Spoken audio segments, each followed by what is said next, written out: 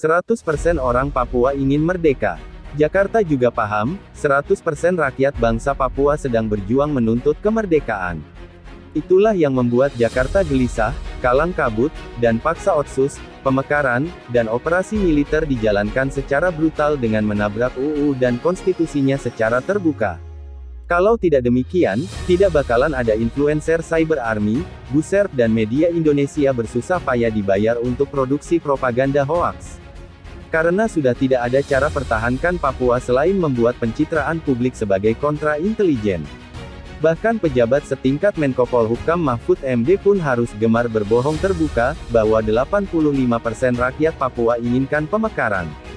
Walau kenyataannya, beribu-ribu rakyat Papua tolak otsus pemekaran dan menuntut kemerdekaan.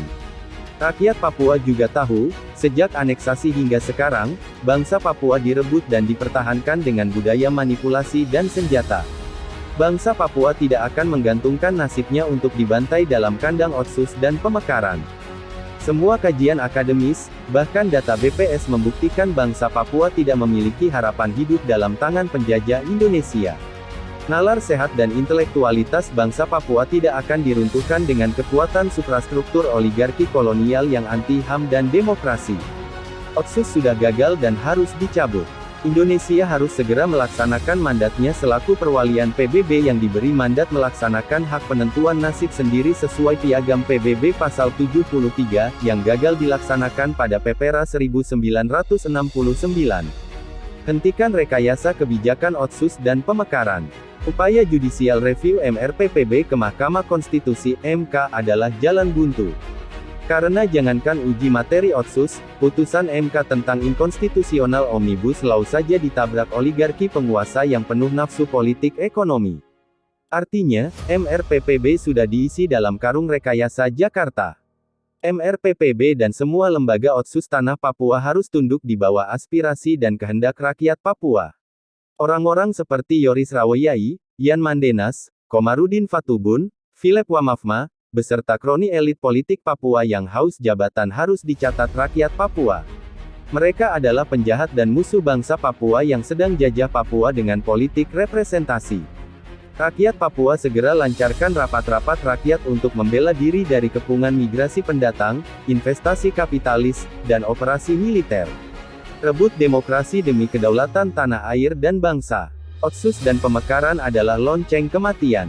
Semua kajian memperingatkan bahaya dan ancaman yang tidak main-main di depan mata.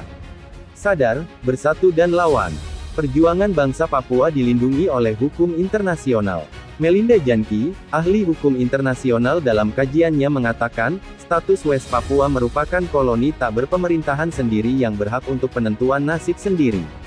Sebelum West Papua melaksanakan haknya untuk menentukan nasib sendiri maka ia masih menjadi sebuah koloni dan kehadiran Indonesia di West Papua ilegal. Ones Suhuniap, jubir KNPB. 100% orang Papua ingin merdeka. Jakarta juga paham, 100% rakyat bangsa Papua sedang berjuang menuntut kemerdekaan.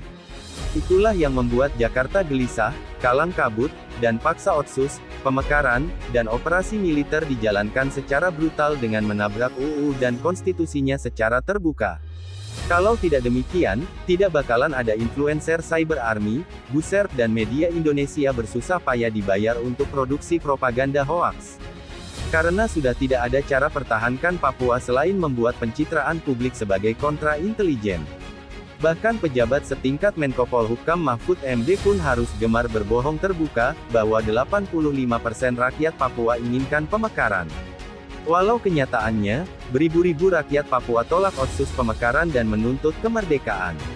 Rakyat Papua juga tahu, sejak aneksasi hingga sekarang, bangsa Papua direbut dan dipertahankan dengan budaya manipulasi dan senjata. Bangsa Papua tidak akan menggantungkan nasibnya untuk dibantai dalam kandang otsus dan pemekaran. Semua kajian akademis, bahkan data BPS membuktikan bangsa Papua tidak memiliki harapan hidup dalam tangan penjajah Indonesia. Nalar sehat dan intelektualitas bangsa Papua tidak akan diruntuhkan dengan kekuatan suprastruktur oligarki kolonial yang anti-HAM dan demokrasi. Otsus sudah gagal dan harus dicabut. Indonesia harus segera melaksanakan mandatnya selaku perwalian PBB yang diberi mandat melaksanakan hak penentuan nasib sendiri sesuai Piagam PBB Pasal 73, yang gagal dilaksanakan pada Pepera 1969. Hentikan rekayasa kebijakan Otsus dan pemekaran. Upaya Judicial Review MRPPB ke Mahkamah Konstitusi (MK) adalah jalan buntu. Karena jangankan uji materi Otsus, putusan MK tentang inkonstitusional Omnibus Law saja ditabrak oligarki penguasa yang penuh nafsu politik ekonomi. Artinya, MRPPB sudah diisi dalam karung rekayasa Jakarta. MRPPB dan semua lembaga Otsus tanah Papua harus tunduk di bawah aspirasi dan kehendak rakyat Papua. Orang-orang seperti Yoris Rawoyai, Yan Mandenas, Komarudin Fatubun, Philip Wamafma, beserta kroni elit politik Papua yang haus jabatan harus dicatat rakyat Papua. Mereka adalah penjahat dan musuh bangsa Papua yang sedang jajah Papua dengan politik representasi. Rakyat Papua segera lancarkan rapat-rapat rakyat untuk membela diri dari kepungan migrasi pendatang, investasi kapitalis, dan operasi militer. Rebut demokrasi demi kedaulatan tanah air dan bangsa. Otsus dan pemekaran adalah lonceng kematian.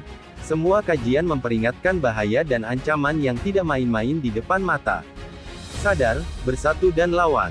Perjuangan bangsa Papua dilindungi oleh hukum internasional. Melinda Janki, ahli hukum